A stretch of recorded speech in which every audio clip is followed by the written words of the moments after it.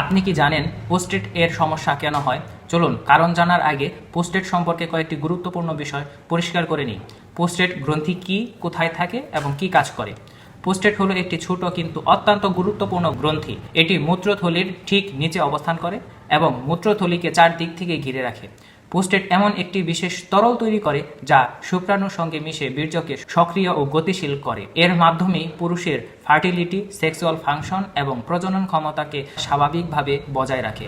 অর্থাৎ পোস্টেট শুধু একটি গ্রন্থি নয়, এটি একজন পুরুষের শরীরের সক্ষমতার গুরুত্বপূর্ণ অংশ। পোস্টেটে কেন সমস্যা দেখা দেয়? পোস্টেট সমস্যার পেছনে রয়েছে বয়স বাড়ার সঙ্গে সঙ্গে হরমোনাল পরিবর্তন, দীর্ঘদিনের ইনফেকশন, বারবার প্রস্রাব চেপে রাখা, দীর্ঘ সময় বসে থেকে কাজ করা, স্থূলতা, ধূমপান, অ্যালকোহল, অনিয়ন্ত্রিত ডায়াবেটিস এবং পারিবারিক ইতিহাস। এসব কারণের ফলে দেখা দেয় পোস্টেটাইটিস, পোস্টেট ক্যান্সার, পোস্টেট ইলার্জমেন্ট ইত্যাদি। এসবের পাশাপাশি ব্যক্তি জীবনের কার্যকলাপও আমাদের পোস্টেটাইটিসের কারণ হয়ে দাঁড়ায়। পোস্টেট ব্যক্তি জীবনে বাস্তবিক দিক দিয়ে আসলে কি প্রকাশ করে?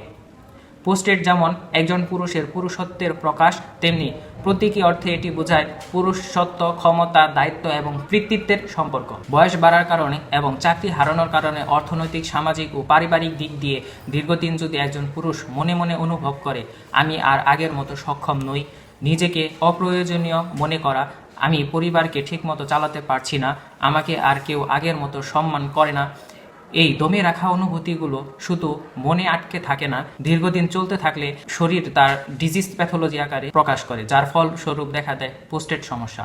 বিশেষ করে পিতৃত্ব ও সম্মান নিয়ে গভীর কষ্ট, ভেঙে পড়েন যখন সন্তান কথা শোনে না, নেশায় জড়িয়ে পড়ে, আলাদা হয়ে যায়, বাবাকে আর আগের মতো সম্মান দেয় না, তিনি চেষ্টা করেও কিন্তু কিছুতেই সন্তানকে ফিরিয়ে আনতে পারে না। এই অসহায়ত্ব, এই দুঃখ, এই না পাওয়ার মর্যাদার অনুভূতি ভেতরে ভেতরে জমতে জমতে পোস্টেটের সমস্যার মাধ্যমে শারীরিকভাবে প্রকাশ পেতে পারে।